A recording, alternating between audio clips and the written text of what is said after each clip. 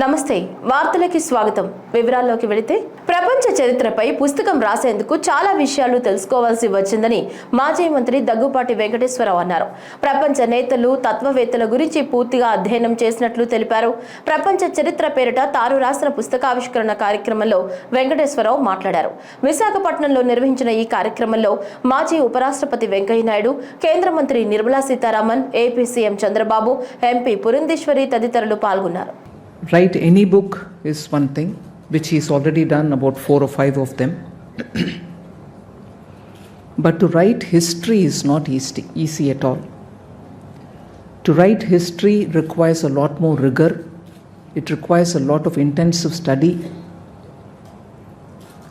I think it was Aristotle who once said, and I'm not sure about the exact words, but he said history, actually it's about the unchanged. దాంట్లో మార్పు చేర్పులు ఏం లేవు, నడిచిపోయాయి. ఆ నడిచిపోయిన విషయాన్ని గురించి రాయడం అనేది, that is why you also have people who say history is normally written by the victors. గెలుపు ఎవరికి పొందారో, ఎవరు గెలిచారో వాళ్ళ వల్ల రాయబడినది హిస్టరీ. దాంట్లో మంచి ఉంటాయి, చెడు ఉంటుంది. మంచి ఏంటి? గెలిచిన వాళ్ళు రాసినప్పుడు వాళ్ళ తరపున జరిగిన మంచిలన్నిటినీ కూడా హిస్టరీలో రాస్తూ వస్తారు. కానీ అన్చేంజ్డ్ అది. Aristotle unchanged, it remains there, it is unchanged. Nobody can change it. What happened. But దాన్ని రాస్తున్నవాడు గెలిచిన వాడైతే he writes it in one glorious way. But there are others who are not part of the victorious. వాళ్ళని different లాంగ్వేజెస్లో, వాళ్ళ different ఇంటర్ప్రిటేషన్లో హిస్టరీని రాస్తారు. దాన్ని తరతరాలుగా చెప్తారు. సబాల్టర్న్ హిస్టరీ అంటారు, ఇంటర్ప్రిటేటివ్ డిఫరెన్స్ అంటారు. సో హిస్టరీ బుక్ రాయడం అనేది చాలా కఠినమైన exercise. It cannot receive ready acceptance by everybody. So majority history రాసేవాళ్ళు చాలా సంకోచించి రాస్తారు. కొన్ని అంశాలు రాస్తారు, అన్ని అంశాలు రాయరు. కానీ అక్కడ కూర్చున్నప్పటికీ నాకు అనిపించింది, the title of the book is it's a glimpse of world history. మాజీ మంత్రి దగ్గుపాటి వెంకటేశ్వరరావు ప్రపంచ తత్వం, నాయకత్వంపై అధ్యయనం చేసి పుస్తకం రాశారని ఏపీ సీఎం చంద్రబాబు అన్నారు. విశాఖపట్నంలో దగ్గుపాటి రాసిన ప్రపంచ చరిత్ర పుస్తకావిష్కరణ కార్యక్రమంలో సీఎంతో పాటు మాజీ ఉపరాష్ట్రపతి వెంకయ్య నాయుడు, కేంద్ర మంత్రి నిర్మలా సీతారామన్, ఎంపీలు దగ్గుపాటి పురంధేశ్వరి, శ్రీ భరత్ పాల్గొన్నారు. 5 పుస్తకాలు రాశాడు ఆయన. ఈ ఎక్స్పీరియన్స్ చూసినప్పుడు ఫస్ట్ది ఒక చరిత్రలో కొన్ని నిజాలు, ఫస్ట్ బుక్ రాశాడు. అక్కడి నుంచి విభజన జరిగిన తర్వాత మేమందరం, ఇంక్లూడింగ్ వెంకయ్య నాయుడు గారు, విభజనలో బిజీగా ఉన్నాం. వెంకయ్య నాయుడు గారు పార్లమెంట్లో ఫైట్ చేయడం, ఆ సీన్ చూసిన తర్వాత బాధపడడం, అవన్నీ జరిగాయి. అయితే వెంకటేశ్వరరావు గారు దాని మీద డెప్త్కి వెళ్ళి తెలుగువారి చరిత్ర, వేర్పాటు వాదం ఎందుకు వచ్చిందని పుస్తకం రాసే పరిస్థితికి వచ్చారు. 3వ పుస్తకం అక్కడి నుంచి వదిలిపెట్టలేదు. ప్రపంచతత్వం, నాయకత్వం, దీని మీద అధ్యయనం చేసి ఒక బుక్ ఒకటి రాసే పరిస్థితికి వచ్చాడు. ఇప్పుడు 4వది ఇంకొక పక్కన మీరు చూస్తే ప్రపంచ దేశాలు, పాలనా వ్యవస్థలు అధ్యయనం చేసి దానిపైన ఒక పుస్తకం రాశాడు. ఇప్పుడు ప్రపంచ చరిత్ర ఆది నుంచి నేటి వరకు, ఇంకా ఆయన మాటల్లోనే చెప్పాడు కాబట్టి నేను ఎక్కువ చెప్పను. మొత్తం డీటెయిల్ ఆ తర్వాత జరగబోయేట కూడా చెప్పాడు. మనం అందరం ఒక 4-5 సంవత్సరాలు కాపాడుకుంటే మన ఆరోగ్యాన్ని, భవిష్యత్తులో 50 ఏళ్ళు అంటున్నాడు. కానీ ఒక్కసారి ఇన్నోవేషన్ వస్తే 50 ఏళ్ళతో ఆగదు. కొంతమంది మీరు లేనిపోయిన ఆలోచనలు ఇచ్చారు. శాశ్వతంగా ఎందుకు బతకూడదని. God only knows. కానీ చరిత్ర కూడా మనం ఒకసారి చూస్తే ఇవన్నీ ఒక ఎత్తు అయితే ఈరోజు అన్ని దేశాలు కూడా సఫర్ అయ్యే పరిస్థితి వస్తున్నాయి. జనాభా లేదు, ఏఐ ఉంది, లేకపోతే టెక్నాలజీ ఉంది, దాన్ని ఆపరేట్ చేసే మనుషులు కూడా లేని పరిస్థితి వస్తుంది. యూరోప్ కానీ, చైనా కానీ, అదే మరిగా మీరు చూస్తే చాలా దేశాల్లో, జపాన్ కానీ, అన్ని దేశాల్లో ఏజింగ్ ప్రాబ్లం అనేది బిగ్గెస్ట్ ప్రాబ్లంగా తయారయ్యే పరిస్థితి వచ్చింది. మనం అందరం అదృష్టవంతులం. భారతదేశం వరకు ఈరోజు ఎగ్జామ్ చేసే వచ్చింది. ఏదైతే ఐఎమ్ వెరీ ప్రౌడ్, నేను ముందుకు కూడా చెప్పాను. ఒకసారి నిర్మలా సీతారామన్ గారు చూసినప్పుడు ఆవిడ యొక్క ప్రస్థానం, వెంకటేశ్వరరావు గారు చరిత్ర రాస్తున్నారు, పక్కనుండే నిర్మలా సీతారామన్ గారు చరిత్ర సృష్టించడానికి శ్రీకారం చుట్టారు. విజయవాడ నగరంలో ఎన్టీఆర్ మెమోరియల్ ట్రస్ట్ భవన్ ఏర్పాటుకు భూమి పూజ జరిగింది. విజయవాడ టీచర్స్ కాలనీలోని సాయిబాబా గుడి వీధిలో భవన నిర్మాణానికి NTR memorial trust managing trustee Nara Bhuvaneshwari శంకుస్థాపన చేశారు. ఏపీలో ఎన్టీఆర్ ట్రస్ట్ సేవా కార్యకలాపాలను విస్తరించే లక్ష్యంతో ఈ భవన నిర్మాణం చేపట్టారు. G+5 అంతస్తులతో అధునాతన భవనాన్ని నిర్మించనున్నారు. ఇదే భవనంలో తలసేమియా కేర్ సెంటర్, రక్తనిధి కూడా ఏర్పాటు చేయనున్నారు. ఈ కార్యక్రమంలో విజయవాడ ఎంపీ కేశినేని శివనాథ్ చిన్ని తదితరులు పాల్గొన్నారు. సేవాభావంతో సమాజానికి అవసరమైన పనులు చేసేందుకు ఎన్టీఆర్ ట్రస్ట్ ఎప్పుడు ముందుంటుందని నారా భువనేశ్వరి తెలిపారు. రక్తదానంతో పాటు తలసేమియా వ్యాధితో బాధపడే చిన్నారుల్ని ఆదుకునే లక్ష్యంతో ఇక్కడ సేవలు అందిస్తామన్నారు. అత్యవసర వైద్య సేవలకు 24 గంటలు అందుబాటులో ఉంటామని పేర్కొన్నారు. ఎన్టీఆర్ మెమోరియల్ ట్రస్ట్ ఇప్పటికి 28 ఏళ్ళు అయింది చంద్రబాబు నాయుడు గారు దీన్ని స్థాపించి.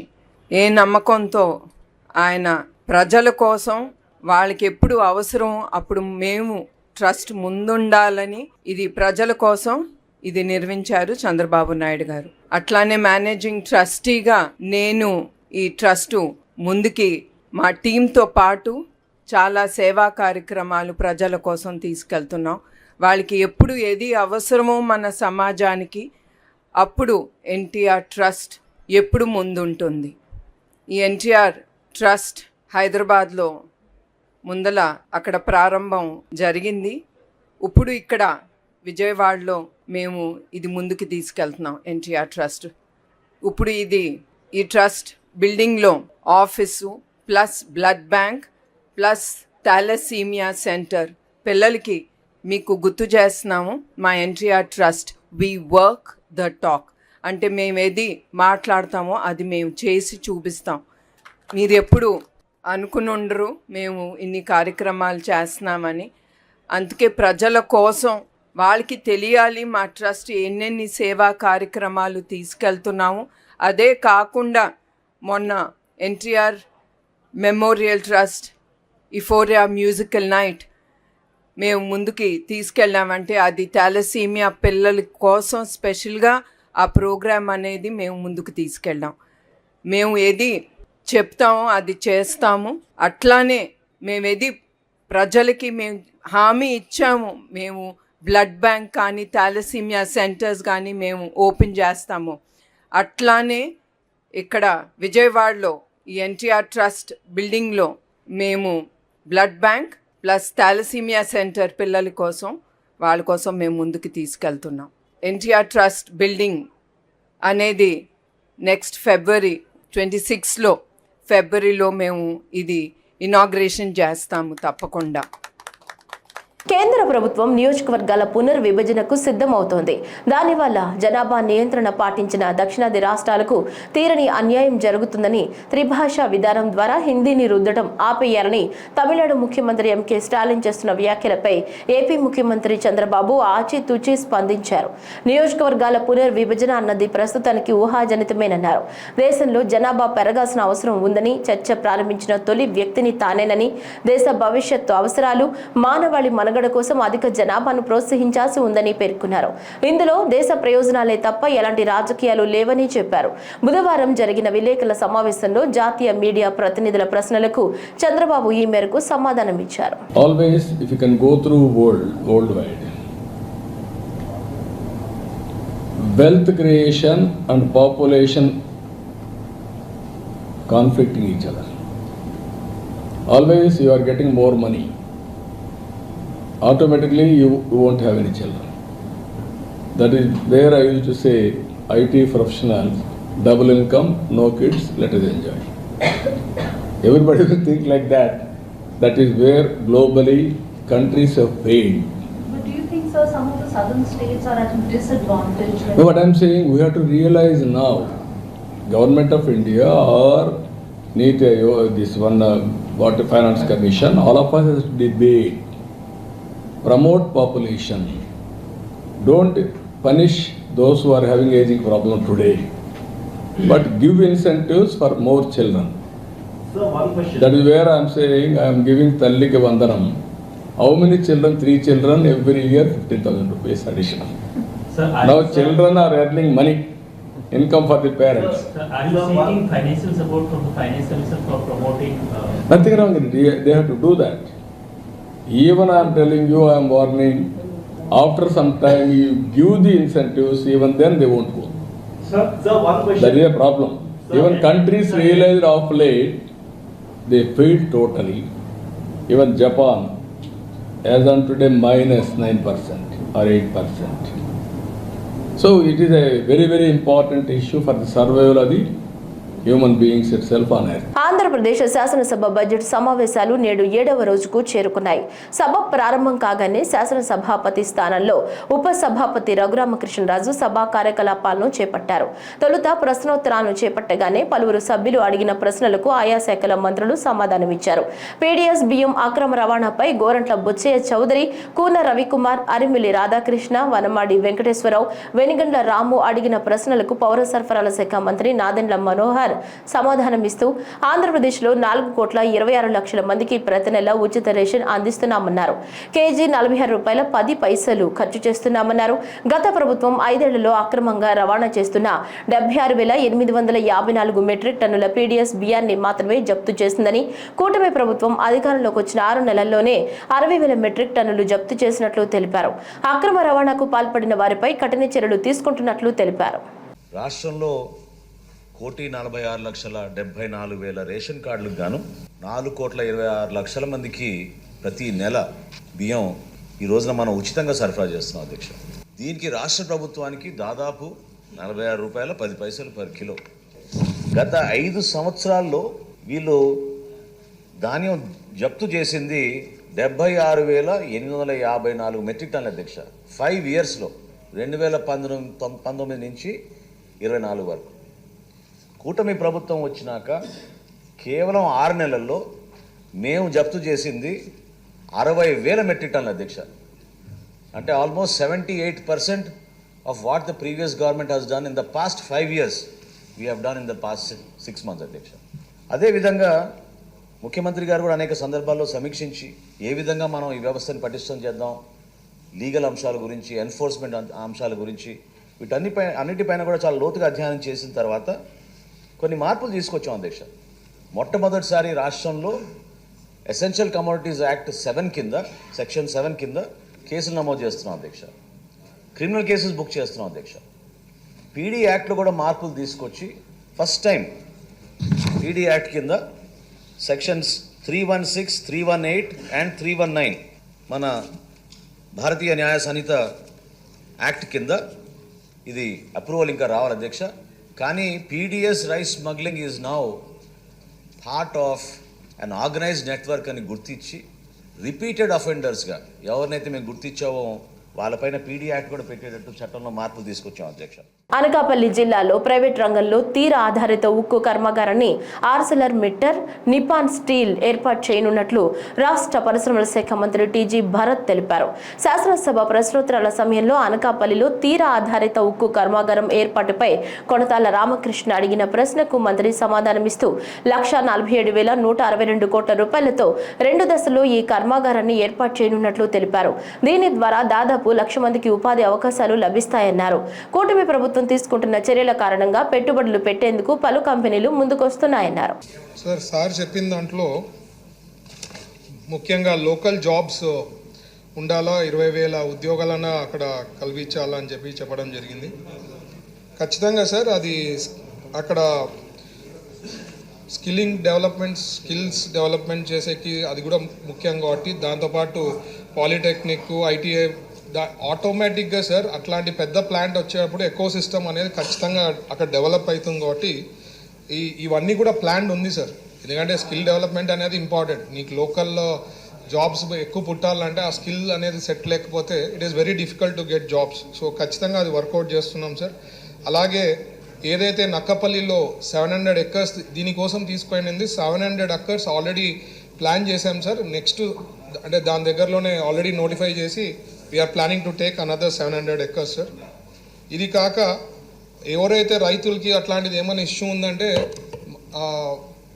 ఇంటర్నల్ మీటింగ్లో ఉన్నప్పుడు సార్ చంద్రబాబు గారు కూడా చెప్పడం ఏమంటే we should work out something where ఫార్మర్స్కి ఏదైనా లాస్ అయితే వాళ్ళ రీహాబిలిటేషన్లో కానీ లైక్ అమరావతి మోడల్లో కానీ ఏదైనా వర్కౌట్ చేయాలని చెప్పడం జరిగింది. ఖచ్చితంగా all these plans will be worked out sir. ముఖ్యంగా ఏమంటే సార్ ఇంత పెద్ద ప్లాంట్ వచ్చినప్పుడు it becomes a steel city లెక్క. ఎందుకంటే ఇంత area almost 1 lakh people jobs, so it becomes a steel city. So it's a great thing sir. అక్కడ రావడం అనేది మీ వాళ్ళు అదృష్టంగా భావించాలి ఆ ఏరియా వాళ్ళు. So it's a great thing sir. 100% ఆయన చెప్పిండేవన్నీ కూడా సూచనలు will take it up. Already అంటే విశాఖ స్టీల్ ప్లాంట్ కూడా అది కూడా నష్టపోకుండా దానికి సంబంధించిన రా మెటీరియల్స్ ఇవి కూడా we have been discussing sir. అక్కడ కూడా ఏమీ ప్రాబ్లం కాకుండా చూసుకునే బాధ్యత గవర్నమెంట్ పైన కూడా ఉంది సార్. ఆంధ్రప్రదేశ్ రాష్ట్రంలో సామాజిక పెన్షన్లు తొలగించాలంటూ జరుగుతున్న ప్రచారంలో వాస్తవం లేదని రాష్ట్ర సూక్ష్మ, చిన్న, మధ్య తరహా పరిశ్రమల శాఖ మంత్రి కొండపల్లి శ్రీనివాస్ తెలిపారు. శాసనసభ ప్రశ్నోత్తరాల సమయంలో రాష్ట్రంలో పింఛన్ లబ్ధిదారుల అంశంపై వైసీపీ సభ్యులు అడిగిన ప్రశ్నలకు సభ్యులు సభలో లేనప్పటికీ మంత్రి సమాధానమిచ్చారు. 2019 జూన్ నాటికి 53,85,796 మంది పెన్షన్దారులు ఉంటే ఈ రోజుకి ఆ సంఖ్య 63,59,907 మందికి చేరుకుందన్నారు. 2024 జూన్ నుంచి 14,967 పింఛన్లు తొలగించామని, వాటిలో 10,791 మంది శాశ్వత వలసదారులు కాగా 4,176 మందిని అనర్హులుగా గుర్తించినట్లు మంత్రి తెలిపారు. అర్హులందరికీ పింఛన్ అందిస్తున్నామని మంత్రి వివరించారు. అయితే మొదటి ప్రశ్నకి సమాధానం 2019 జూన్ నాటికి సామాజిక భద్రత పెన్షన్ కింద మొత్తం 53,85,796 మంది లబ్ధిదారులు ఉన్నారు. ఈ రోజు నాటికి 63,59,907 మంది లబ్ధిదారులు ఉన్నారు. రెండో ప్రశ్నకు సమాధానం 2024 జూన్ నుంచి ఇప్పటి వరకు 14,967 సామాజిక భద్రత పెన్షన్లు తొలగించడం అయినది. అందులో మూడో ప్రశ్నకు సమాధానం అందులో 10,791 మంది శాశ్వత వలసదారుల కింద మరియు 4,176 మంది అనర్హుల కింద. మరి నాలుగో ప్రశ్నకు సమాధానం ఏమీ లేవు అధ్యక్ష. అయితే దీనికి ఒక చిన్న పాయింట్ కూడా యాడ్ చేయాలి అధ్యక్ష. ఎందుకంటే ఈరోజు గౌరవ ముఖ్యమంత్రి వర్యులు బయట చాలా పేపర్స్ రాస్తున్నాయి ఏంటంటే పెన్షన్స్ తొలగిస్తున్నారని. ఇప్పటివరకు అయితే మాత్రం కేవలం 14,000 పెన్షన్స్ కూడా తీయడం జరిగింది. అందులో 4,000 పెన్షన్స్ మాత్రమే ఇనెలిజిబిలిటీలో ఉన్నాయి అధ్యక్ష. ఎటువంటి పెన్షన్స్ కూడా ఈ మొదటి సంవత్సరంలో ఎటువంటి పెన్షన్ తీయడానికి కూడా మేము గౌరవ ముఖ్యమంత్రి వారిలో మాకు పర్మిషన్ ఇవ్వలేదు. ఎందుకంటే దానికి చాలా సున్నితమైన విషయం. ఎందుకంటే ఇక్కడ పొలిటికల్ వెండైట్ అనేది లేకుండా ఖచ్చితంగా అర్హులందరికీ కూడా పెన్షన్ ఇవ్వాలని ఆయన సూచించారు. ఈరోజు కూడా వెరిఫికేషన్ పద్ధతి కూడా చాలా చాలా పద్ధతిగా ఎటువంటి ప్రలోభాలు లేకుండా చాలా సిన్సియర్గా ఈరోజు వెరిఫికేషన్ ప్రాసెస్ జరుగుతుంది. సో ఎటువంటి పెన్షన్స్ అయితే మాత్రం తీయడం జరగలేదు అధ్యక్ష. ఆంధ్రప్రదేశ్లో ప్రైవేట్ గోదాముల్లో బియ్యం నిల్వలపై ఎప్పటికప్పుడు తనిఖీలు చేస్తున్నట్లు రాష్ట్ర పౌర సరఫరాల శాఖ మంత్రి నాదెండ్ల మనోహర్ తెలిపారు. శాసనసభ ప్రశ్నోత్తరాల సమయంలో ప్రైవేట్ గోదాముల్లో పీడీఎస్ బియ్యంపై సభ్యులు ధూళిపాళ్ల నరేంద్ర కుమార్, దామచర్ల జనార్దన్ రావు, ముప్పిడి వెంకటేశ్వరరావు, వన్నమాడి వెంకటేశ్వరరావు, కాగిత కృష్ణ ప్రసాద్ అడిగిన ప్రశ్నలకు మంత్రి సమాధానం ఇస్తూ సంస్కరణలో భాగంగా వేర్ హౌస్ మేనేజ్ సాఫ్ట్వేర్ ఆధారంలో అవకతవకలను తెలుసుకునేందుకు వెసులుబాటు లభించిందన్నారు. రాష్ట్రంలో 1,46,74,000 రేషన్ కార్డులకు గాను 4,26,00,000 మందికి ప్రతి నెల బియ్యం ఈ రోజున మనం ఉచితంగా సరఫరా చేస్తున్నాం అధ్యక్ష. దీనికి రాష్ట్ర ప్రభుత్వానికి దాదాపు ₹46.10 పర్ కిలో. గత 5 సంవత్సరాల్లో వీళ్ళు ధాన్యం జప్తు చేసింది 76,854 మెట్రిక్ టన్నుల అధ్యక్ష. 5 ఇయర్స్లో 2019 నుంచి 24 వరకు. కూటమి ప్రభుత్వం వచ్చినాక కేవలం 6 నెలల్లో మేము జప్తు చేసింది 60,000 మెట్రిక్ టన్నుల అధ్యక్ష. అంటే almost 78% of what the previous government has done in the past 5 years we have done in the past 6 months అధ్యక్ష. అదేవిధంగా ముఖ్యమంత్రి గారు కూడా అనేక సందర్భాల్లో సమీక్షించి ఏ విధంగా మనం ఈ వ్యవస్థను పటిష్టం చేద్దాం, లీగల్ అంశాల గురించి, ఎన్ఫోర్స్మెంట్ అంశాల గురించి, అన్నిటిపైన కూడా చాలా లోతుగా అధ్యయనం చేసిన తర్వాత కొన్ని మార్పులు తీసుకొచ్చాం అధ్యక్ష. మొట్టమొదటిసారి రాష్ట్రంలో ఎసెన్షియల్ కమోడిటీస్ యాక్ట్ 7 కింద, సెక్షన్ 7 కింద కేసులు నమోదు చేస్తున్నాం అధ్యక్ష. క్రిమినల్ కేసెస్ బుక్ చేస్తున్నాం అధ్యక్ష. పీడీ యాక్ట్లో కూడా మార్పులు తీసుకొచ్చి ఫస్ట్ టైం పీడీ యాక్ట్ కింద సెక్షన్స్ 316, 318 అండ్ 319 మన భారతీయ న్యాయ సంహిత యాక్ట్ కింద ఇది అప్రూవల్ ఇంకా రావాలి అధ్యక్ష. కానీ PDS rice smuggling is now part of an organised network అని గుర్తించి రిపీటెడ్ అఫెండర్స్గా ఎవరినైతే మేము గుర్తించావో వాళ్ళపైన పీడీ యాక్ట్ కూడా పెట్టేటట్టు చట్టంలో మార్పులు తీసుకొచ్చాం అధ్యక్ష. రాష్ట్రంలో ఆయుర్వేద, హోమియో ఆసుపత్రుల్లో వైద్యులు, సిబ్బంది కొరతను అధిగమించేందుకు కూటమి ప్రభుత్వం కృషి చేస్తోందని రాష్ట్ర వైద్య కుటుంబ ఆరోగ్య సంక్షేమ శాఖ మంత్రి వై సత్యకుమార్ యాదవ్ తెలిపారు. శాసనసభ ప్రశ్నోత్తరాల సమయంలో రాష్ట్రంలో ఆయుర్వేద, హోమియో ఆసుపత్రుల్లో వైద్యులు, సిబ్బంది కొరత అంశంపై సభ్యులు అడిగిన ప్రశ్నలకు మంత్రి సమాధానమిస్తూ కూటమి ప్రభుత్వం అధికారంలోకి వచ్చాక నియామకాలు చేపట్టామని తెలిపారు. గత ప్రభుత్వ హయాంలో 5 ఏళ్లకు కలిపి 71 కోట్ల రూపాయలు అందిస్తే కూటమి ప్రభుత్వం అధికారంలోకి వచ్చిన తర్వాత కేంద్రం ఆయుష్ శాఖకు 88 కోట్లు శాప్ కింద అందించిందన్నారు. అధ్యక్ష, ఎంతో కొన్ని తరతరాలుగా మన మునులు, ఋషులు వాళ్ళ అనుభవాన్ని రంగరించి మేళవించి మనకు అందించిన ఒక అద్భుతమైన సాంప్రదాయ వైద్యం ఆయుర్వేద, హోమియో, యునాని అధ్యక్ష. అందుకని దాని ప్రాముఖ్యతను గుర్తించారు కాబట్టి గౌరవ ప్రధానమంత్రి గారు ఆయుష్ శాఖను ప్రత్యేకంగా ప్రారంభించడం జరిగింది అధ్యక్ష. తర్వాత మన దేశం మాత్రమే కాదు అధ్యక్ష, అనేక గౌరవ సభ్యులు చెప్పినట్టుగా 46 దేశాల్లో మన ఈ సాంప్రదాయ వైద్యాన్ని పాటిస్తున్నారు అధ్యక్ష. చివరికి యోగా ప్రాముఖ్యత గురించి ప్రపంచ దేశాలు తెలుసుకుని జూన్ 21 180 దేశాల్లో యోగా దినంగా నిర్వహిస్తున్నారంటే ప్రపంచం ఇవాళ మన సాంప్రదాయ వైద్యానికి ఇస్తున్న ఇంపార్టెన్స్ ఏందనే విషయాన్ని అర్థం చేసుకోవాలి అధ్యక్ష. రాష్ట్ర వ్యాప్తంగా చూస్తే అధ్యక్ష, ఆయుష్లో 327 ఉద్యోగాలు క్యాడర్ స్ట్రెంత్ ఉంటే 64 ఖాళీలు ఉన్నాయి అధ్యక్ష. హోమియోపతిలో 190 అయితే 62 ఖాళీలు ఉన్నాయి అధ్యక్ష. యునానీలో 73 అయితే 31 ఖాళీలు ఉన్నాయి అధ్యక్ష.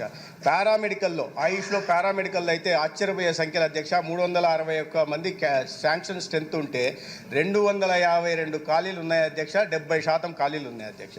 మొత్తంగా చూస్తే 1087 శాంక్షన్ స్ట్రెంత్ ఉంటే 458, అంటే దాదాపు 50% ఖాళీలు ఆయుష్ శాఖలో ఉన్నాయి అధ్యక్ష. వాటిని సరిచేసే ప్రయత్నం చేస్తున్నాం అధ్యక్ష. ఇవాళ నియామకాలు కూడా చేపడుతున్నాం. మనం వచ్చిన తర్వాత 188 పోస్టులకు గాను notification Andhra Pradesh public service commission ద్వారా ఇవ్వడం జరిగింది. నియామకాలు కూడా దాంట్లో చేయడం కూడా జరుగుతోంది అధ్యక్ష. అది ఆయుర్వేద, ఇది హోమియోలో 53 అయితే 52 మంది సెలెక్ట్ అయ్యారు. అదేవిధంగా మెడికల్ ఆఫీసర్లు యునానీలో కూడా 26 గాను 15 మంది సెలెక్ట్ అయ్యారు. ఈ రకంగా 188 పోస్టులకు కూడా నోటిఫికేషన్ ఇచ్చి పటిష్టపరిచే దిశగా ప్రయత్నం చేస్తున్నాం అధ్యక్ష. రాష్ట్రంలో భూముల రీసర్వేను పటిష్టంగా నిర్వహిస్తున్నట్లు రాష్ట్ర రెవెన్యూ శాఖ మంత్రి అనగాని సత్యప్రసాద్ పేర్కొన్నారు.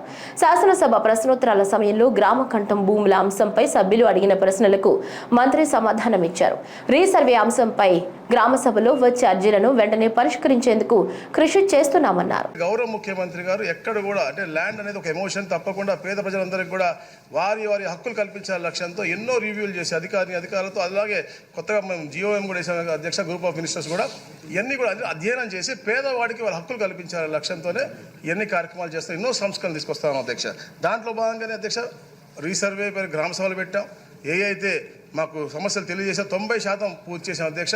మళ్ళీ రీసర్వే పగడ్బందీగా చేస్తా ఉన్నాం అధ్యక్ష. ఎక్కడ కూడా ఎవరికి ఇబ్బంది లేకుండా అందరికి కూడా హ్యాపీనెస్ ఇండెక్స్ పెరిగే విధంగా చేస్తా ఉన్నాం అధ్యక్ష. దాంతోపాటు సదస్సులు పెట్టాం అధ్యక్ష. దాంట్లో దాదాపుగా మాకు 2,34,670 మాకు వస్తే 90% పూర్తి చేసాం అధ్యక్ష. 2 లక్షల పైసలకు అన్నీ కూడా చేసాం అధ్యక్ష. దాంతోపాటు అధ్యక్ష ఏ 22Aలో ఉన్నాయో ఏ ప్రైవేట్ భూమి కూడా 22Aలో ఉండకూడదని గౌరవ ముఖ్యమంత్రి గారు చాలా క్లియర్గా అధికారులకు చెప్పారు అధ్యక్ష.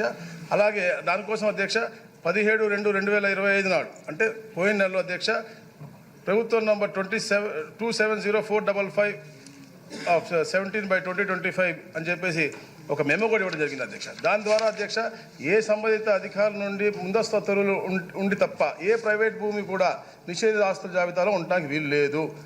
ఏదైనా ఒకటే నంబర్లో బహు ఓనర్స్ ఉంటే ఆ సబ్ డివిజన్ చేసి ఎవరికి సబ్ డివిజన్ వాళ్ళకి ఇవ్వాలి. దాంట్లో ఏదైనా ఎండోమెంట్స్ భూమి ఉంటే దాన్ని కూడా సబ్ డివిజన్ చేసి మిగతా అంతా కూడా 28A నుంచి తీసే విధంగా ఒక మంచి ప్రణాళిక వేసుకుని తప్పకుండా ఏదైతే 22A1A-B-Dలో ఉన్నాయో అధ్యక్ష అవన్నీ తొలగించాలన్నా అప్డేట్ చేయాలన్నా కూడా వాడికి ఒక ప్రొసీడింగ్స్ కూడా జిల్లా రిజిస్ట్రార్కి ఎలా ఇవ్వాలనేది కూడా దాంట్లో క్లియర్ కట్గా ఇచ్చాము అధ్యక్ష. అవన్నీ కూడా నేను గౌరవ సభ్యులకు ఇస్తాను అధ్యక్ష. ఆంధ్రప్రదేశ్లో ఎమ్మెల్యే కోట ఎమ్మెల్సీ అభ్యర్థిగా నాగబాబు పేరును జనసేన అధినేత పవన్ కళ్యాణ్ ఖరారు చేశారు. ఈ మేరకు జనసేన పార్టీ సోషల్ మీడియా వేదికగా ప్రకటన చేసింది. శాసనసభ్యుల కోటాలో నిర్వహించే ఎమ్మెల్సీ ఎన్నికలకు కూటమిలో భాగంగా జనసేన అభ్యర్థిగా కొణిదెల నాగబాబు పేరును పార్టీ అధ్యక్షులు పవన్ కళ్యాణ్ ఖరారు చేశారు. పార్టీ రాష్ట్ర ప్రధాన కార్యదర్శిగా నాగబాబు సేవలందిస్తున్నారు. ఎమ్మెల్సీ అభ్యర్థిగా నామినేషన్ దాఖలు చేయాలని నాగబాబుకి సమాచారం ఇచ్చారు. నామినేషన్ కు అవసరమైన పత్రాలు సిద్ధం చేయాలని పార్టీ కార్యాలయాన్ని పవన్ కళ్యాణ్ ఆదేశించారు అని జనసేన ఎమ్మెల్సీ హరిప్రసాద్ ఒక ప్రకటనలో తెలిపారు.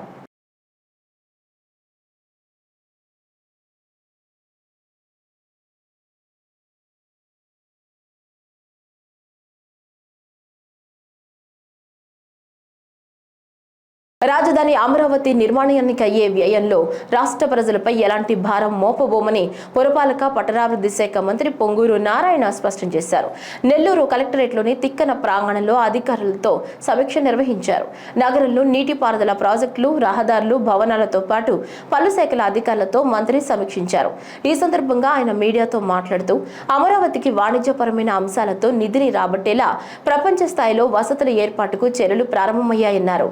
నెల్లూరు నగర సుందరీకరణతో పాటు దోమల నివారణలో భాగంగా కాలువలను భూగర్భ నీటిపారుదల వ్యవస్థతో అనుసంధానించేందుకు నిధులు మంజూరయ్యాయని మంత్రి నారాయణ వెల్లడించారు.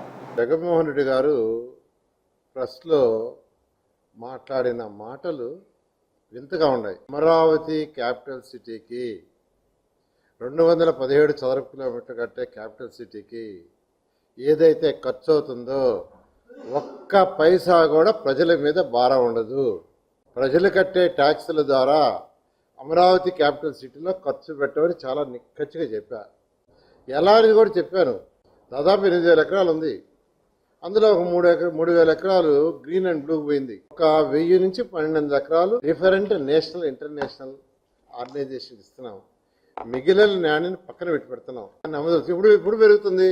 అక్కడ రోడ్లు, డ్రైన్స్, ఎలక్ట్రికల్ లైన్స్ అన్ని డెవలప్ అయితే ఆటోమేటిక్ దాని వాల్యూ పెరుగుతుంది. పెరిగినప్పుడు దాన్ని అమ్మితే అక్కడ ఖర్చు ఎంత అవుద్దో అంత అవుతుంది. ఈరోజు దాదాపు 64,000 కోట్లకి అడ్మినిస్ట్రేటివ్ అప్రూవల్ తీసుకుని టెండర్లు పిలవమని అధికారులకు ఇచ్చాం. వాళ్ళు ఆల్మోస్ట్ 50,000 కోట్లు బిల్ చేశారు. ఇవాళ నుంచి ఓపెన్ చేసి ఆర్డర్స్ కూడా ఇస్తున్నారు. చాలా చక్కగా ముఖ్యమంత్రి గారు ప్లాన్ చేశారు. ఒక్క పైసా ప్రజలు కట్టే ట్యాక్సుల నుంచి అమరావతి రాజధాని ఖర్చు పెట్టకూడదు నారాయణ అని చెప్పాడు. ఎలా అంటే సెల్ఫ్ సఫిషియెంట్ కావాలి. ఈ విధంగా డిజైన్ చేశాం. ఇన్నిసార్లు ముఖ్యమంత్రి గారు ఎన్నోసార్లు చెప్పారు, నేను ఎన్నోసార్లు చెప్పా, మనం 1 వీక్ బ్యాక్ చెప్పా. అయితే ఇవాళ మళ్ళా రకరకాలుగా మాట్లాడతారు. అమరావతి రాజధానికి 6,000 కోట్లు పెట్టారు. 6,000 కోట్లు ఎక్కడ వస్తుంది? అట్కో లోన్ ఇస్తుంది, ఏడీబీ ఇస్తుంది, వరల్డ్ బ్యాంక్ ఇస్తుంది. ఈ ఇయర్కి 6,000 కోట్లు దాంట్లో పెట్టారు. జగన్మోహన్ రెడ్డి గారు బాగా తెలుసుకోవాలి. It is a well planned ఫైనాన్షియల్గా చాలా చక్కగా ప్లాన్ చేశాం. మాజీ ముఖ్యమంత్రి వైఎస్ జగన్మోహన్ రెడ్డి వ్యాఖ్యలను రాష్ట్ర పౌర సరఫరాల శాఖ మంత్రి నాదెండ్ల మనోహర్ తీవ్రంగా ఖండించారు. వెలగపూడిలోని సచివాలయంలో ఆయన మీడియాతో మాట్లాడారు. ఓటమిని జీర్ణించుకోలేని స్థితిలో జగన్ మాట్లాడుతున్నారన్నారు. అధికారంలో ఉండగా వర్క్ ఫ్రం హోమ్ ముఖ్యమంత్రిగా పేరు తెచ్చుకున్న జగన్ ఇప్పుడు వర్క్ ఫ్రం బెంగళూరు శాసనసభ్యులయ్యారని ఎద్దేవా చేశారు. ఓట్లేసి గెలిపించిన ప్రజల కోసం శాసనసభకు వచ్చి ఆయన మాట్లాడాలన్నారు. ప్రజాప్రతినిధిగా తన హుందాను కాపాడుకోవాలని హితవు పలికారు. ఇదంతా వదిలేసి ప్రతిపక్ష నేత హోదా కావాలంటూ కాలయాపన చేయడం తగదన్నారు.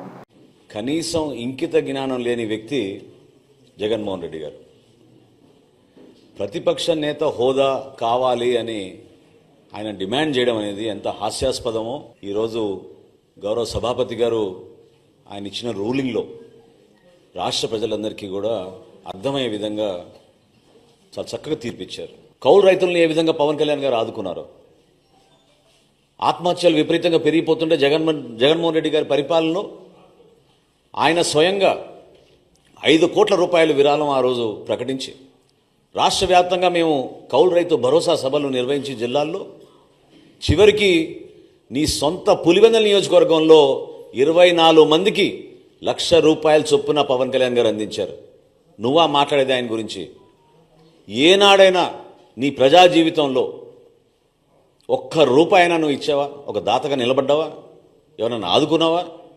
ఎన్ని వేల మందికి పవన్ కళ్యాణ్ గారు తన సొంత నిధులు అందించి కార్యక్రమాలు చేసుకుంటూ వచ్చారు. ఎందుకు అంత విపరీతమైన ఆలోచన? ఎందుకు మీరు ఈ రోజున యువత గురించి మాట్లాడుతున్నాడు ఆయన? 44 లక్షల మందికి ఆయన ఉద్యోగాలు ఇచ్చాడంట. మరి వాలంటీర్స్ని ఏ విధంగా నిలబెట్టిన నువ్వు మోసం చేసావు, ముంచావు? చెప్పా చేయకుండా కనీసం వాలంటీర్స్ వాళ్ళ టర్మ్ ఎక్స్టెండ్ కూడా చేయకుండా ఎన్నికలప్పుడు నువ్వు చేసిన వాగ్దానాలు ఏంటి? వాలంటీర్స్కి మార్చిలోనే జియో ఎక్స్పైర్ అయిపోయింది. కనీసం జియోని కూడా నువ్వు ఎక్స్టెండ్ చేయలేదే. వాళ్ళ సంఖ్య కలుపుకొని నువ్వు 44 లక్షల మందికి నువ్వు ఉద్యోగాలు ఇచ్చావు అంటే యువత నమ్ముతారా? నిన్న ఇచ్చారు అద్భుతమైన తీర్పు. ఆ యువత ఏ విధంగా పట్టభద్రులు ఊహించని విధంగా సుమారు 70% మెజారిటీ వచ్చేటట్టు, ఓట్ బ్యాంక్ వచ్చేటట్టు, ఓట్ షేర్ వచ్చేటట్టు కూటమి ప్రభుత్వానికి అండగా నిలబడ్డారో మీరు అందరూ చూశారు. ప్రభుత్వం నిర్వహిస్తున్న ధాన్యం కొనుగోలు కేంద్రాల ద్వారా వరికి మద్దతు ధర లభిస్తోందని 24 గంటల్లోనే డబ్బులు రైతుల ఖాతాల్లో జమవుతున్నాయని శ్రీ పొట్టి శ్రీరాములు జిల్లా కలెక్టర్ ఆనంద్ తెలిపారు. మనుబోలు మండలం పిడూరులో ధాన్యం కొనుగోలు రీసర్వే అంశాలను పరిశీలించారు. ఈ సందర్భంగా ఆయన మాట్లాడుతూ ధాన్యం కొనుగోలు కేంద్రాలను రైతులు సద్వినియోగం చేసుకోవాలన్నారు. జిల్లాలో 33 గ్రామాల్లో కొనసాగుతున్న రీసర్వేపై ఎప్పటికప్పుడు అందే నివేదికలతో కార్యాచరణ కొనసాగిస్తున్నట్లు ఆయన స్పష్టం చేశారు. జిల్లాలో చాలా చోట్ల ధాన్యం కొనుగోలు మొదలుపెట్టడానికి మన ధాన్యం కొనుగోలు కేంద్రాలు మొదలుపెట్టాము. నా కోరిక ఏంటంటే రైతులందరికీ కూడా మనకు మిల్లర్స్తో కూడా మాట్లాడి ఉన్నాము, ట్రాన్స్పోర్టర్స్తో కూడా మాట్లాడి ఉన్నాము.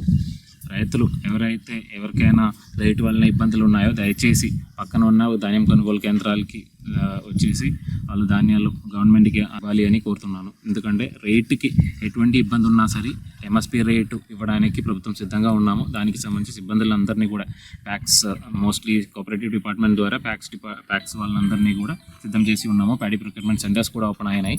ఒకవేళ ఎక్కడైనా తేమ శాతం ఎక్కువ ఉన్నా కూడా వీలైన వరకు ఆరబెట్టుకొని తీసుకురండి. అదేవిధంగా ఒకవేళ ఏదైనా దానిలో ఇబ్బందులు వచ్చినా కూడా ఖచ్చితంగా మిల్లర్స్తో కూడా మాట్లాడుకొని ఇబ్బంది లేకుండా రైతులకు ఇబ్బంది లేకుండా ముందుకు తీసుకెళ్తామని తెలియజేస్తున్నారు. ముఖ్యమంత్రి నారా చంద్రబాబు నాయుడు మార్కాపురం పర్యటనకు పకడ్బందీ ఏర్పాట్లు చేస్తున్నామని స్థానిక శాసనసభ్యుడు కందుల నారాయణరెడ్డి తెలిపారు. అంతర్జాతీయ మహిళా దినోత్సవం సందర్భంగా మార్కాపురంలో నిర్వహించే రాష్ట్ర స్థాయి వేడుకల్లో ముఖ్యమంత్రి పాల్గొనున్నారు.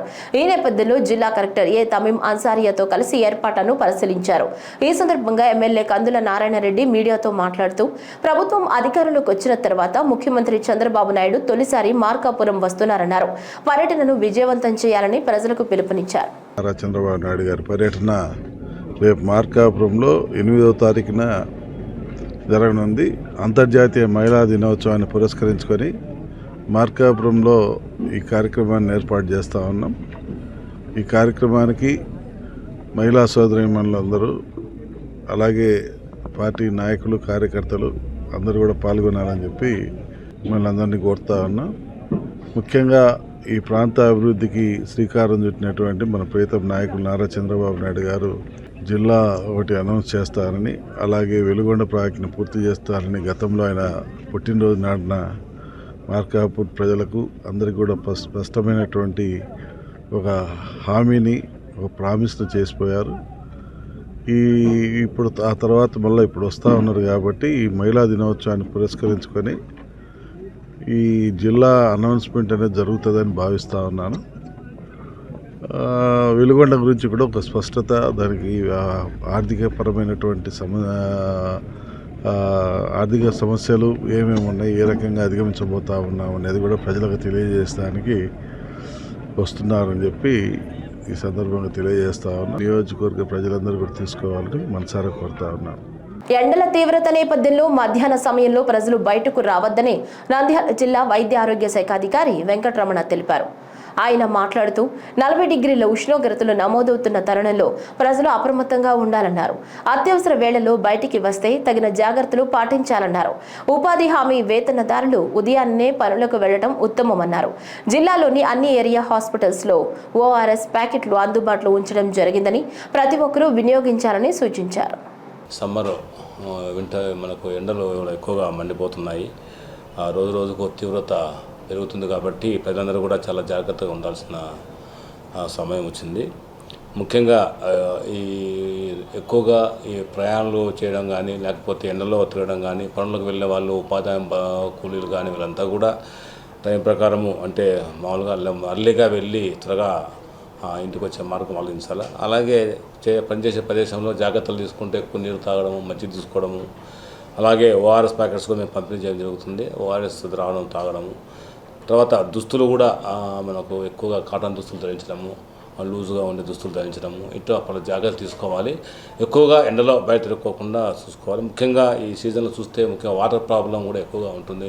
తాగునీరు ఎక్కడికంటే అక్కడ నీరు తాగుకోకుండా జాగ్రత్తగా నీరు తీసుకుని వెళ్ళి తాగాల్సి ఉంటుంది. కొన్ని చోట్ల నీరు మామూలుగా అందుబాటులో లేకపోతే ఏది ఉంటే అందుబాటులో తీసుకుని తాగడము, తద్వారా ఈ డయేరియా కేసులు రావడం జరుగుతూ ఉంది. కాబట్టి ఖచ్చితంగా ప్రజలు జాగ్రత్తలు తీసుకోవాలి. ముఖ్యంగా ఈ మధ్యకాలంలో చూస్తే కనుక మనకు ఆత్మకూరులో డయేరియా బారిన పడి ప్రజలు ఇబ్బంది పడ్డాము. తద్వారా మేమంతా కూడా చికిత్సలు చేసి నీరు అంతా కూడా మేము ఎక్కడెక్కడ ప్రాబ్లమ్స్ ఉన్నాయో అవన్నీ కూడా అరెస్ట్ చేసి, ముఖ్యంగా వాటర్ ట్యాంక్ సంబంధించి మినరల్ వాటర్ ప్లాంట్లో ఇష్యూ రావడము, దాన్ని సీజ్ చేయడం జరిగింది. తద్వారా ప్రజలకు ఆల్టర్నేట్గా ప్రత్యామ్నాయంగా వాటర్ సప్లై చేశాము. అలాగే ఇప్పుడు అందరూ తగ్గి పరిస్థితి అదుపులో ఉంది. ఎటువంటి ఇబ్బంది లేదు, ఆందోళన అవసరం లేదు. ఉమ్మడి ప్రకాశం జిల్లాను నాటుసారా రహిత జిల్లాగా మార్చడమే లక్ష్యంగా నవోదయ 2.0 పై ప్రజల్లో అవగాహన కల్పిస్తున్నామని ప్రొహిబిషన్ ఎక్సైజ్ శాఖ ఎన్ఫోర్స్మెంట్ అసిస్టెంట్ కమిషనర్ కె విజయ అన్నారు. చీరాల మున్సిపల్ పరిధిలోని రామ్నగర్ ప్రాంతంలో నవోదయ 2.0 కార్యక్రమాన్ని నిర్వహించారు. కార్యక్రమంలో భాగంగా నాటుసారాతో కలిగే దుష్పరిణామాలపై అవగాహన కల్పించారు. సారా రహిత రాష్ట్రంగా చేయాలని, అంటే ఒక్కొక్క గ్రామాన్ని ఈ సారా కాసే గ్రామాలు ఏమున్నాయో తీసుకొని వాటన్నిటినీ కూడా సారారహిత గ్రామాలుగా మార్చి తద్వారా నాటు సారారహిత రాష్ట్రాన్ని చేయాలనే ఉద్దేశంతో ఈ నవోదయం 2.0 అనే ప్రోగ్రామ్ని స్టార్ట్ చేయడం జరిగింది. దీనిలో మొదటి దశగా ఈ అవగాహన సభ, అంటే మనం అక్కడ గ్రామస్తులకి మనం దానివల్ల వచ్చే పర్యవసానాలు ఏంటి, వాళ్ళు మానుకోవడం వల్ల వచ్చే ఉపయోగాలు ఏంటి, ఇవన్నీ మనము విపులీకరించి వారితో ఒక స్నేహపూర్వక వాతావరణం చేసి వాళ్ళకి అవగాహన కల్పించడానికి మేమందరం ఇలా ఈ అవగాహన సభలు పెట్టి వాళ్ళతో మాట్లాడటం జరుగుతుందండి. మాతో పాటు ఇక్కడ ఉన్న గ్రామ పెద్దల్ని అందరిని కలుపుకొని, అట్లాగే గ్రామ కమిటీ కూడా ఒకటి ఏర్పాటు చేస్తాము. అందులో ఇక్కడ గ్రామ పెద్దలు కూడా ఉంటారు. వాళ్ళందరితో ఇక్కడ ఉన్న ఎంప్లాయీ, వీళ్ళు VRO వీళ్ళంతా ఉంటారు. వాళ్ళతో కలిసి ఇక్కడ ఉన్న సాధక బాధలు ఏంటి, వాళ్ళు ఎలా మానేయటానికి వాళ్ళకి ఎలా అనేది ఒకటి మాట్లాడి వాళ్ళతో, తద్వారా వాళ్ళని మానిపించడానికి ఇది మొదటి ప్రయత్నం. పశ్చిమ గోదావరి జిల్లా తణుకు బైపాస్ రోడ్లోని నెక్ కళ్యాణ మండపంలో చికెన్ ఎగ్ మేళా నిర్వహించారు. పశుసంవర్ధక శాఖ, జిల్లా పౌల్ట్రీ ఫెడరేషన్, నెక్ కోళ్ల రైతుల సంక్షేమ సంఘం సంయుక్తంగా నిర్వహించిన మేళాను జిల్లా కలెక్టర్ నాగరాణి, శాసనసభ్యులు అరిమిల్లి రాధాకృష్ణ ప్రారంభించారు. ఈ సందర్భంగా చికెన్ గుడ్డుతో చేసిన ఆహార పదార్థాలను ప్రజలకు అందించారు. ఈ సందర్భంగా వారు మాట్లాడుతూ చికెన్ గుడ్డు వినియోగంలో ఎలాంటి సందేహం పడాల్సిన అవసరం లేదన్నారు. మేళ ముఖ్య ఉద్దేశం ప్రజలు ఎవరు కూడా చికెన్ ఎగ్ తినడానికి భయపడిన అవసరం లేదు అనే సందేశాన్ని ప్రజల్లోకి తీసుకెళ్ళడానికి మన రాష్ట్రంలోనే మన పౌల్ట్రీ ఫార్మ్స్ ఇక్కడ అత్యధికంగా గుడ్ ఎగ్స్ కానీ బ్రాయిలర్స్ కానీ ఎగుమతి కానీ ఇక్కడ కన్సంప్షన్ కానీ చాలా హైయెస్ట్ నెంబర్స్ ఉన్నాయండి మన ఆంధ్రప్రదేశ్. ఎగ్ ప్రొడక్షన్ అయితే మన జిల్లా 4వ స్థానంలో ఉంది మన రాష్ట్ర స్థాయిలోని. ఇంచుమించు 1.5 crore లేయర్ బర్డ్స్ ఉన్నాయి. 35 lakhs బ్రాయిలర్ బర్డ్స్ ఇక్కడ ఉభయ గోదావరి జిల్లాల పౌల్ట్రీ ఫార్మ్స్ లో ఉన్నాయి. 300 మంది ఫార్మర్స్ ఈ వారి యొక్క పౌల్ట్రీ ఫార్మ్స్ లో ఇవన్నీ నడుస్తూ ఉన్నాయి. అయితే 300 మంది మనం రైతులే కాకుండా కొన్ని వేల మంది ఈ ఇండస్ట్రీలో ఈ ఉభయ గోదావరి జిల్లాల్లో అనేక మంది కార్మికులు, ట్రేడర్స్, ఫార్మర్స్ అంతా కూడా ఈ పౌల్ట్రీ మీద ఆధారపడి ఉన్నారు. తర్వాత ఈ చికెన్ ఎగ్ అనేది సామాన్య ప్రజానికానికి, బడుగు వర్గాలకి అందరికీ కూడా ఒక ప్రోటీన్ ఇచ్చే ఒక బలవర్ధకమైన ఆహారం. రాజకీయాల్లో నైతిక విలువలే ఊపిరి అని తాజాగా మాజీ ముఖ్యమంత్రి జగన్మోహన్ రెడ్డిలో అవి లోపించాయని కృష్ణా జిల్లా తెలుగుదేశం పార్టీ రాష్ట్ర ఉపాధ్యక్షులు బూరగడ్డ వేదవ్యాస్ జగన్ పై విరుచుకుపడ్డారు. వేదవ్యాస్ మీడియా సమావేశంలో మాట్లాడుతూ జగన్మోహన్ రెడ్డి 5 సంవత్సరాలు ముఖ్యమంత్రిగా పనిచేసిన పవన్ కళ్యాణ్ గురించి మాట్లాడిన భాష ఆయన స్థాయి దిగజారిన మాట్లాడిన మాటలని అన్నారు. భాష అనేది అద్దం లాంటిదని, మనలోని సంస్కారాన్ని చాటి చెప్తుందని, అది 10 మందిని ఆకట్టుకునేదిలా ఉండాలని, బాధ పెట్టేదిగా ఉండకూడదని బూరగడ్డ అన్నారు. వైసీపీ పార్టీ గత ప్రభుత్వంలో ఎన్నికల్లో ఘోరమైన పరాజయం పొందిన జగన్మోహన్ రెడ్డి గారు ఇంకా జ్ఞానోదయం అయినట్టుగా కనపట్లేదు. విలువలతో కూడా రాజకీయాలు ఎలా చేయాలో కూడా ఆయనకు అర్థం కావట్లేదు. ఈరోజు అనవసరంగా పవన్ కళ్యాణ్ గారిని ఆయన అనరాని మాట్లాడటం చాలా బాధాకరమైన విషయం. ఏదైనా రాజకీయాల్లో ఒక మాజీ ముఖ్యమంత్రి కొడుకుగా ఆయన 5 సంవత్సరాలు ముఖ్యమంత్రి చేసిన తర్వాత ఆ పార్టీకి వృద్ధాతనంగా మనం ఇతరుల గురించి మాట్లాడాలి, కానీ దిగజాడు పద్ధతిలో రాజకీయాలు చేయటం మంచిది కాదు. ఇవాళ ఈ పార్లమెంటరీ ప్రజాస్వామ్యంలో భారత రాజ్యాంగం కల్పించినటువంటి దీనిలో ఎవరైనా సరే శాసనసభకు కానీ పార్లమెంటుకి కానీ ఎన్నిక కావచ్చు. ఇవాళ పవన్ కళ్యాణ్ గారు ఒక సినీ రంగంలో తనకంటూ ఒక ప్రత్యేకతను సాధించుకున్నటువంటి వ్యక్తి. 10 సంవత్సరాలు పార్టీ పెట్టి 2014లో అవకాశం వచ్చిన, ఆ రోజునే ఎంపీ ఎమ్మెల్యే అయ్యే అవకాశం వచ్చిన వద్దనుకుని ప్రజాసేవ చేయాలి, నాకంటూ ఈ రాజకీయాలు ఏంటో తెలియాలి, పరిపాలన ఏంటో తెలియాలి 10 సంవత్సరాలు మరి ఆయన పార్టీని పోషించుకుంటూ వచ్చి ఎప్పుడో రాష్ట్రం అధోగతి పాలైపోయింది, అందరం కలిసికట్టుగా పోటీ చేస్తేనే కానీ ఈ రాష్ట్రం బాగుపడదన్న ఉద్దేశంతో కూటమి మరి ఏర్పాటు చేసి ఆయన యొక్క పవన్ కళ్యాణ్ గారి చిత్రతోటి చంద్రబాబు నాయుడు గారిని కూడా కలుపుకుని, బీజేపీని కూడా కలుపుకుని ఇవాళ కేంద్రంలో రాష్ట్రంలో ప్రభుత్వాలు ఏర్పాటు అవడానికి కారణమైనటువంటి ఒక ప్రజాసేవకే నా జీవితం అంకితమైనటువంటి వ్యక్తి పవన్ కళ్యాణ్ గారు. ఆయన గురించి ఈ విధమైన మాట్లాడితే ఇప్పటికే ఆయన ఎంత నష్టపోయాడో పవన్ కళ్యాణ్ గారి గురించి మాట్లాడటం వల్ల ఆయనకు అర్థమైనట్లేదు.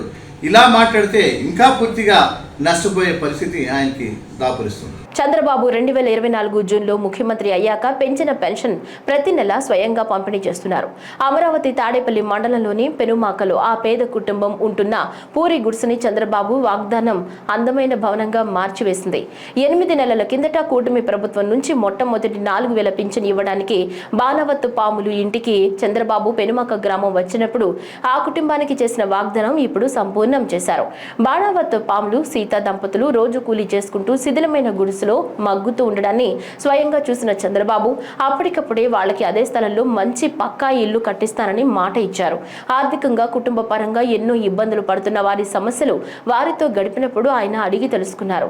ఫలితంగా ఈ అందమైన స్వగృహం ఇప్పుడు వారిలో సంతోషాన్ని నింపింది. ఈ వార్తలు ఇంతటితో సమాప్తం. నమస్కారం.